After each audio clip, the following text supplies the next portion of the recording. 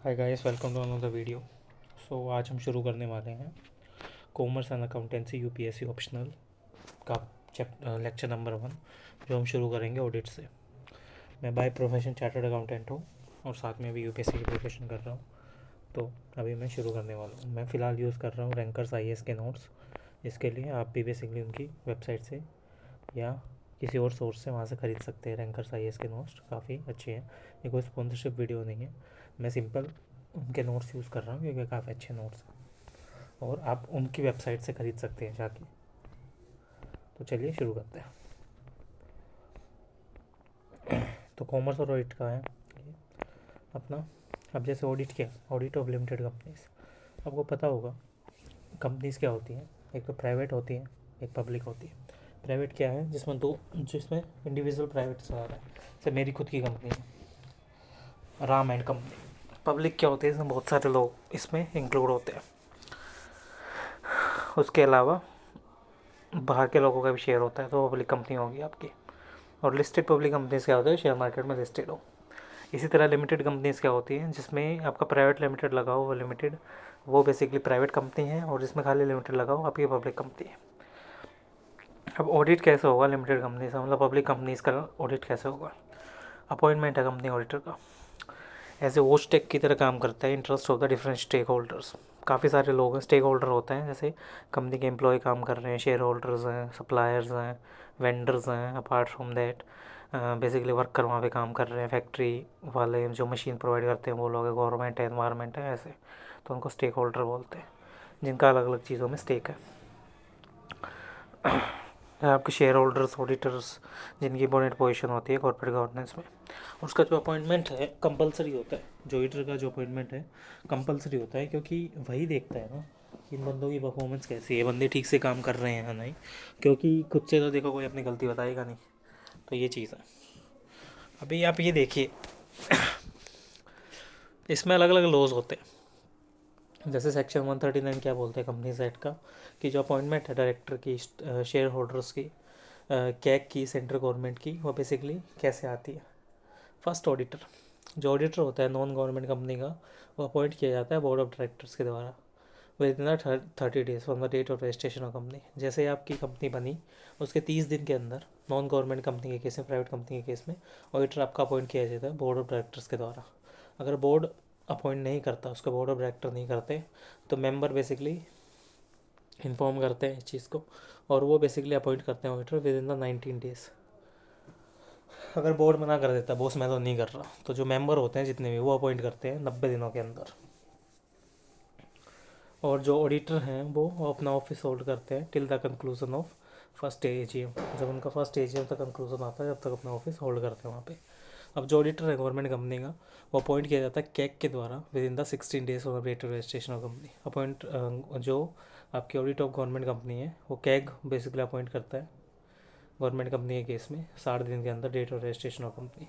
अगर कैग अपॉइंट नहीं करता तो बोर्ड बेसिकली अपॉइंट करता है अगले 30 दिनों में, 60 दिन खत्म होने के बाद। अगर बोर्ड भी मना कर देता है कि वो उसमें से नहीं हो रहा, मतलब 60 और 30 90 दिन चले गए, तो ये मेंबर्स को इन्फॉर्म कर दिया जाता है। तो उस केस में मेंबर्स अपॉइंट करते हैं अगले 60 दिनों के बाद, मतलब 90 और 60 150 दिन, 5 महीने। और ऑडिटर बेसिकली होल्ड करता है ऑफिस जब तक उनकी फर्स्ट मीटिंग नहीं हो जाती, एजीएम नहीं हो जाती। अब रेगुलर अपॉइंटमेंट ऑफ ऑडिटर क्या होता है।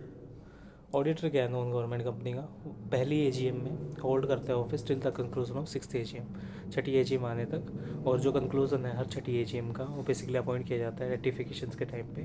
हर एजीएम में बेसिकली रेटिफाई किया जाता है, मतलब हर एजीएम में देखा जाता है इस बंदे को रखे कोई दूसरा लेके आए, ऐसे। लिस्टेड कंपनी है तो इंडिविजुअल ऑडिटर कोई होल्ड नहीं करता office for more than 1 term of 5 consecutive years.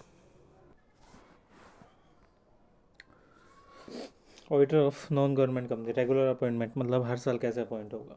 देखो पहली एजीएम में हो जाता है, लेकिन अपना होल्ड करता है ऑफिस छठी एजीएम तक। उसके बाद जितनी भी एजीएम होती है उन सब में देखा जाता है, जैसे हर एजीएम के बाद देखा जाएगा कि इसको बदलने की ज़रूरत तो नहीं है। लिस्टेड कंपनी के केस में होल्ड नहीं करेगा ऑफिस वो एक टर्म के लिए। और जो फर्म है जिसमें मोर देन 2 टर्म्स है, जैसे कि कोई फर्म है जिसमें एक से ज़्यादा टर्म है 5 साल के, तो उन दोनों केसेस में जो कूलिंग ऑफ पीरियड देखा जाएगा उसका 5 साल होगा। सेंट्रल गवर्नमेंट एक रोटेशन देगी ऑडिटर को लिस्टेड कंपनी के केस में।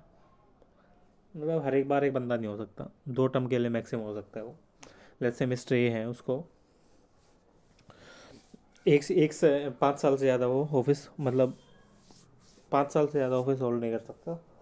अब ऐसे ये हुआ कि उसे 2016 से 21 तक होल्ड किया ऑफिस, अब उसको 5 साल का गैप लेना पड़ेगा। फर्म के केस में let's say mister Ravi and company है, 3 पार्टनर हो, तो 10 साल तक कर सकते हैं, उसके बाद में 5 साल का गैप लेना पड़ेगा।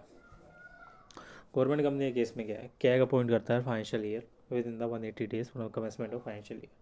बेसिकली फाइनेंशियल ईयर का कमेंसमेंट होगा ना, उससे 180 दिन के अंदर करना पड़ेगा, और ऑडिटर अपना होल्ड करेगा office conclusion of next AGM तक।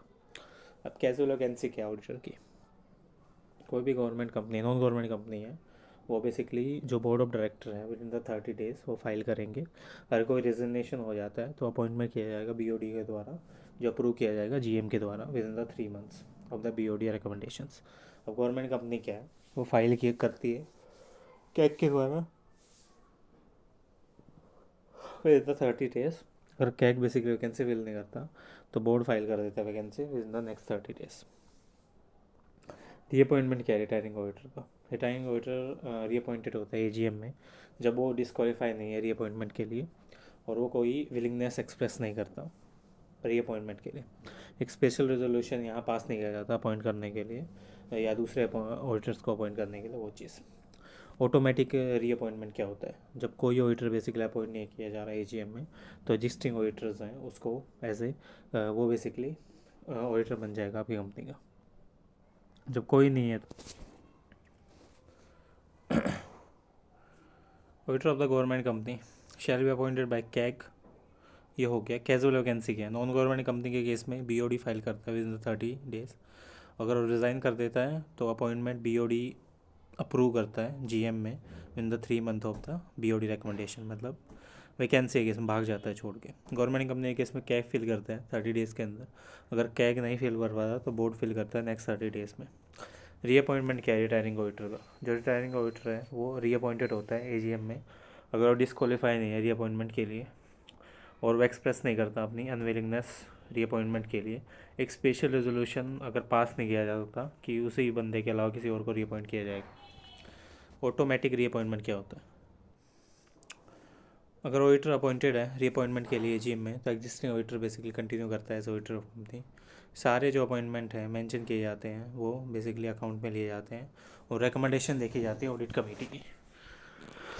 जो ऑडिटर है पब्लिक सेक्टर बैंक का, वो अपॉइंटेड किया जाता है कोर कंसल्टेशन विद आरबीआई के थ्रू, और ये इंश्योर किया जाता है जो अपॉइंटमेंट होगा कैपेबल फर्म का ऑडिटर के हिसाब से वो किया जाएगा। अगर बड़ी बड़ी गवर्नमेंट कंपनीज हैं, बैंक्स हैं, तो जॉइंट ऑडिटर अपॉइंट किए जाएंगे, और ये अच्छा है कि जो क्वालिटी अटैचड फंक्शंस की वो देखी जाए। सत्यम कंप्यूटर स्कैम के बाद आईसीआई और सेबी ने बेसिकली रेस की थी कंसर्न्स अपॉइंटमेंट ऑफ ऑडिटर्स के ऊपर, और नई कंपनी बेसिकली बनाई गई जो मैंडेटरी है लिस्टेड कंपनी के लिए रोटेट करना ऑडिटर्स को हर 5 इंडिविजुअल ईयर्स में और 10 फाइनेंशियल ईयर्स में। क्वालिटी ऑडिट्स के लिए positive peer review certificate necessary किया गया, जिसमें एलिजिबिलिटी क्राइटेरिया देखा जाता है आईसीआई के द्वारा अपने ऑडिटर्स के लिए जो लिस्टेड कंपनी के ऑडिटर्स हैं, और जो टाइम है उसमें बेसिकली जॉइंट ऑडिटर्स हैं, इंटरनल रोटेशन ऑडिटर्स का वो बेसिकली डिस्क्रिप्शन देखा जाएगा शेयर होल्डर्स के हिसाब से।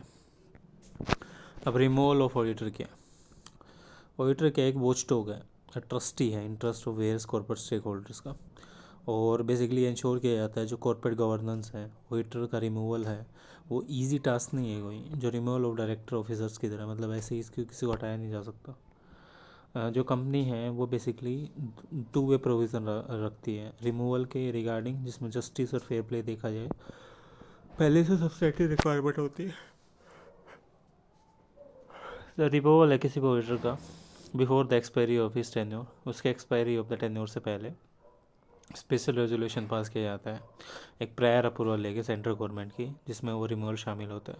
प्रोसीजर रिक्वायरमेंट्स क्या होती है, जो स्पेशल रेजोल्यूशंस के अलावा सेंट्रल गवर्नमेंट की अप्रूवल देखी जाती है और अलग अलग प्रोसीजर रिक्वायरमेंट देखी जाती है। स्पेशल नोटिस सेंड किया जाता है कंपनी को, जिसमें बेसिकली ऑडिटर को रिमूव करेगा और अपॉइंट करेगा किसी दूसरे को उसी के प्लेस पे। कंपनी बेसिकली कॉपी भेजती है नोटिस की रिटायरिंग ऑडिटर को, और ये कॉपी आने के बाद जो रिप्रेजेंटेशंस हैं वो बेसिकली दी जाती है रिटायरिंग ऑडिटर्स के द्वारा राइटिंग में जिसमें सर्कुलेशन होता है अलग अलग पेपर्स का, और जो रिसीव किया जाता है। कंपनी अपनी रिप्रेजेंटेशन भेजती है मेंबर्स ऑफ द कंपनी को भी। अगर रिप्रेजेंटेशन सेंड की जाती है मेंबर्स को और जो ऑडिटर की रिक्वेस्ट के ऊपर, तो reading of the representation GM में देखी जाती है, और जो ट्रिब्यूनल उसकी रिक्वेस्ट पे रिस्ट्रिक्शंस लगाता है सर्कुलेशंस और रीडिंग और रिप्रेजेंटेशंस पे, और एब्यूज़ होता है पोजीशंस का ऑडिटर्स के द्वारा। रिमूवल प्रोसेस क्या है कंपनी के अंदर, जो रिसिप्ट स्पेशल नोटिस की कंपनी फॉलो करती है अलग अलग प्रोसेस रिमूवल ऑफ ऑडिटर्स के regarding. Calling a meeting of the board of director, basically आपके बोर्ड ऑफ डायरेक्टर्स की मीटिंग बुलाएंगे रेजोल्यूशन पास करने के लिए जिसमें ऑडिटर्स को हटाना हो। एप्लीकेशन देगी सेंट्रल गवर्नमेंट को within the 30 days to get approval for the removal of auditor. Central government auditor की सुनेगी before the approving the removal.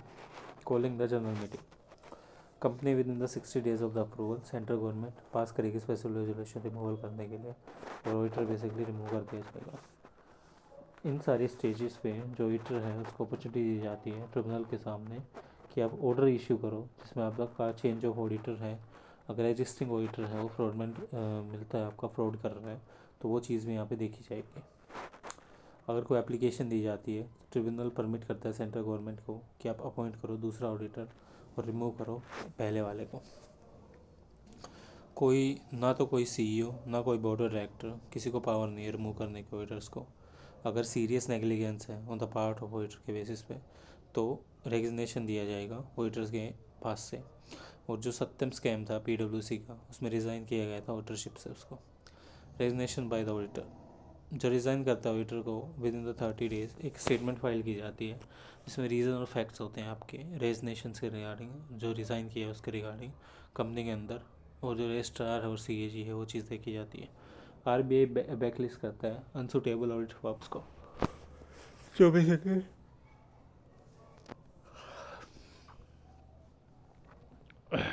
इनके लिए सही नहीं है बैंक्स के लिए। और आपकी कोज़ल रिलेशनशिप्स होते हैं ऑडिटर और मैनेजमेंट्स के बीच में, तो ऑटोमेटिक सिस्टम रोटेशन देखा जाता है 5 या 10 साल के बाद, जो प्रिस्क्राइब किया गया कंपनीज एक्ट में। अब बात आती है राइट और पावर्स क्या हैं ऑडिटर्स की। देखो, जो कंपनी का ऑडिटर है एक काफ़ी इम्पोर्टेंट प्लेस अपना लेता है कॉर्पोरेट गवर्नेंस में, और काफ़ी valuable diplomat post of interest होता है शेयर होल्डर्स का इसके ऊपर। ऑडिटर हेल्प करता है बेसिकली अपना रोल प्ले करने में, और अटेस्ट फंक्शन के हिसाब से वो एक्सेस करता है हर फाइनेंशियल इंफॉर्मेशन को और कंसर्निंग रिकॉर्ड्स को। कंपनी एक्ट प्रोवाइड करता है ऑडिटर्स को कि आप वाइड एंड अनकंडीशनल पावर्स दो, राइट्स दो, और पूरे, और ये बेसिकली सारे जो राइट्स होते हैं बुक्स को एक्सेस करने का या वाउचर्स ऑफ द कंपनी को कैप्ट करने का, वो हर जगह होते हैं। जो ऑडिटर्स होते हैं होल्डिंग कंपनी के, उनका राइट होता है एक्सेस करने का रिकॉर्ड्स ऑफ सारे सब्सिडरीज, और ये बेसिकली रिलेट करता है कंसोलिडेशन ऑफ फाइनेंशियल स्टेटमेंट से, उसकी सब्सिडरीज के हिसाब से काम करते हैं। जो राइट है ऑब्टेन करने का इंफॉर्मेशन और एक्सप्लेनेशन डायरेक्टर्स के हिसाब से, ऑफिसर्स के हिसाब से, वो भी ऐसे ही काम करता है। जो राइट दी जाती है एडवाइस करने की, जो डायरेक्टर्स हैं उनको अमेंड करने की सिस्टम्स को जिसमें अकाउंट्स को मेंटेन कर रहे हैं, वो फोल्ट्री होता है जिसमें right to correct any wrong statement, ये सारी चीज़ें भी देखी जाती हैं। राइट देखा जाता है कि आप जनरल मीटिंग्स को अटेंड करो जिसमें आपके स्टेटमेंट्स हैं, एक्सप्लेनेशंस हैं रिगार्डिंग द अकाउंट्स, वो सारी चीज़ें यहाँ पे देखी जाए। Right to visit those branches which are not audited by the other auditor, उन चीज़ों को देखो जो बेसिकली आप ऑडिटर ने ऑडिट नहीं की हैं, और बुक्स को एक्सेस करने का भी अधिकार है, और वाउचर्स को देखने का अधिकार है जो आपकी ब्रांच में है। साइन करने का अधिकार ऑडिट रिपोर्ट को, और सेपरेट आपके रिपोर्ट्स का अधिकार in case of joint audit. Right to sign the audit report including right to issue the separate report अगर जॉइंट ऑडिट होता है। Right to take the legal and technical opinion और advice. Right to receive the remuneration for work done and get indemnify, अगर वो पैसे नहीं देता तो केस कर सकते हैं। Hurdles in the exercise of right by auditors, basically कोई हार्डल आता है तो वो बेसिकली कॉर्पोरेट गवर्नेंस केस में आप देख सकते हो। सत्यम कंप्यूटर केस में ऑडिटर्स ने डायरेक्ट एक्सेस नहीं दिया था बैंक कंफर्मेशन का, ऑडिटर्स को नहीं दिया गया था, तो ऑडिटर ने अगर बेसिकली वो इन्फॉर्मेशन नहीं ले पाता इस चीज़ की, पे उसको पावर और राइट है वो अपनी जो रिपोर्ट उसको इशू नहीं करेगा, मतलब क्लीन रिपोर्ट नहीं देगा। अगर कोई इन्फॉर्मेशन नहीं मिल पा रही, एक्सप्लेनेशन नहीं मिल पा रही, तो बेसिकली क्वालिफाई ऑडिट यहाँ दे सकते हैं। अगर रिकॉर्ड्स हैं और जो एसेट्स हैं एक्सेसिबल नहीं है उसके लिए, तो वो बेसिकली नेगेट या डिस्क्लेम कर सकता है ओपिनियंस को। अगर फॉल्स और फोर्स इंफॉर्मेशन है तो फैक्ट बेसिकली जो ऑडिट रिपोर्ट है उस चीज़ में देखा जाता है, और वो रिवाइज भी कर सकता है अपने ओपिनियन को। ओपिनियन अगर दिया जा रहा है तो वो रिलाइड किया जाएगा, और PwC इस केस में आई थी। कंपनी के ऑडिटर्स की अब चीज़ें क्या हैं, जो ऑडिटर्स का ऑफिस है वो कंटिन्यू रहेगा ये इंश्योर करने के लिए गुड कॉर्पोरेट गवर्नेंस हो आपकी, और एज ए वो stake of the interest of अलग अलग स्टेक होल्डर्स यहाँ पे देखा जाता है। ऑडिटर डिस्चार्ज करता है अपनी ड्यूटी अलग अलग फॉर्म्स में अलग अलग टाइम पे, और उसके ड्यूटी है इंक्वायर करना सिक्योरिटी और terms of loans and advances हैं वो देखा जाए, जो चार्ज है पर्सनल एक्सपेंसेस का, सेल ऑफ सिक्योरिटी है बिलो द कॉस्ट, वो चीज़ देखी जाए। ये मॉनिटर किया जाए जो प्रॉपर यूटिलाइजेशन है कंपनी के फंड का वो हो रहा है नहीं। ये रिपोर्ट भी किया जाए जो ट्रूथफुलनेस है, फेयरनेस है फाइनेंशियल स्टेटमेंट की, cash flow of the statement की, मेंटेनेंस ऑफ प्रॉपर बुक्स की, रिकॉर्ड्स की, अवेलेबिलिटी ऑफ रिक्वायर्ड इन्फॉर्मेशन की, एक्सप्लेनेशंस की, वो चीज़ देखी जाए। जो कंप्लायंस अकाउंटिंग स्टैंडर्ड्स के हिसाब से, क्वालिफिकेशंस ऑफ डायरेक्टर्स के हिसाब से वो चीज़ देखी जाए। जो रिपोर्ट बेसिकली आपकी एक्सटेंसिव हो, प्राइमरी हो, स्टैट्यूटरी फाइनेंशियल ऑडिट के हिसाब से वो चीज़ें यहाँ देखी जाए। अब रिपोर्ट करेगा ऑब्जर्वेशन और कमेंट्स के हिसाब से, जैसे फाइनेंशियल ट्रांजेक्शन्स मैटर्स जो इस चीज़ पे देखे जाते हैं उस पर रिपोर्ट करेगा, और जो एडवर्स इफेक्ट देगा फंक्शनिंग ऑफ द कंपनी पे। क्वालिफिकेशन, रिजर्वेशन और एडवर्स रिमार्क है वो मेंटेनेंस ऑफ अकाउंट्स के हिसाब से, दूसरे मैटर्स के हिसाब से कनेक्ट होंगे। और जो कंपनी है वो interim financial control system place करेगी, advocate interim financial system place करेगी वहाँ पे, जिसमें ऑपरेटिव इफेक्टिवनेस देखी जाए अलग अलग कंट्रोल्स के हिसाब से। रिपोर्ट फ्रॉड, अगर कोई ऑडिटर है उसमें सफिशिएंट रीज़न दिया जाता है और कोई ऑफेंस है जिसमें फ्रॉड है आपका वो देखा जा रहा है, तो बेसिकली वो कमिट किया जाएगा कंपनी के अगेंस्ट ऑफिसर्स के द्वारा, एम्प्लॉयज़ ऑफ कंपनी के द्वारा, और वो भी रिपोर्ट किया जाएगा मैटर टू सेंट्रल गवर्नमेंट। ये भी रिपोर्ट किया जाएगा मैटर सेंट्रल गवर्नमेंट को इमीडिएटली, 60 डेज़ के बाद नहीं लेकिन इमीडिएटली वो चीज़ें उसको बताएंगे। जुडिशियल प्रोनाउंसमेंट क्या होती हैं, ये क्लैरिफाई करते हैं जो ऑडिटर्स हैं वो असरटेन करेगा और स्टेट करेगा जो ट्रू फाइनेंशियल पोजीशंस है आपकी कंपनी के हिसाब से वो ऑनेस्ट होना चाहिए इस केस में, और जो ऑडिटर है एक्सरसाइज करेगा रीजनल केयर और स्किल्स उनके हिसाब से। दूसरी ड्यूटीज़ क्या है, जैसे आपकी ऑडिट रिपोर्ट आप साइन कर रहे हो, रिपोर्ट है प्रोस्पेक्ट्स में, असिस्ट करना इंस्पेक्टर्स को, प्रोसिक्यूटर्स को, और जो अपॉइंट किया जाता है सेंट्रल गवर्नमेंट के हिसाब से वो चीज़ है। सारी duty basically perform share holders के अकॉर्डिंग की जाएगी, लेकिन गवर्नमेंट एम्प्लॉयज़ दूसरे इंस्टीट्यूशंस को भी इक्वल तवज्जो दी जाएगी। जो ड्यूटी है ऑडिटर की वो कोस्टेंटिव होती हैं बर्थ के साथ साथ, जो वर्किंग ग्रोथ है और लिक्विडेशन ऑफ कंपनी वो भी देखी जाएगी। ये डिस्चार्ज है इन ड्यूटीज़ का वो बेसिकली अलग अलग स्टेक होल्डर्स के हिसाब से होगा, कंपनी का मैनेजमेंट, रिकॉर्ड, फाइनेंशियल स्टेटमेंट, सारी चीज़ें देखी जाती है। अगर ब्रीच होता है परफॉर्मेंस ऑफ इन ड्यूटीज़ में तो वो हार्मफुल है स्टेक होल्डर्स के लिए, ये भी देखा जाएगा, तो वाइडर इकोनॉमी इस चीज़ में देखी जाती है। और जो फेलियर है ऑडिटर का वो बेसिकली इन सारी चीज़ों में नोटेबल होता है। अगर ऑडिटर के फेलियर के रिगार्डिंग लाइक उसको डिस्चार्ज करने में ड्यूटीज़ वो असफल हो गया, तो इस केस में पीयर रिव्यू देखा जाता है ऑडिटर्स का, और वो फॉलोअप ऑडिट की जाती है कैग के द्वारा। इस केस में MCA प्रपोज करता है scrutiny of the audit accounts की, और एनहेंस करता है जो पब्लिक का कॉन्फिडेंस है। अगर सस्पिशंस है तो स्पेशल ऑडिट केस में की जाती है। अभी नेक्स्ट डिस्कस करेंगे पावर पार्ट 2 में।